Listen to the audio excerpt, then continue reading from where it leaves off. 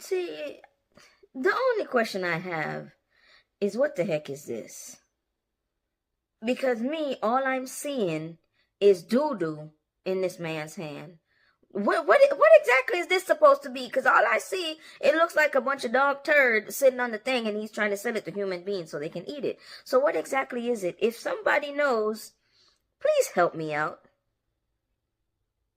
And people, boy, this look like doo.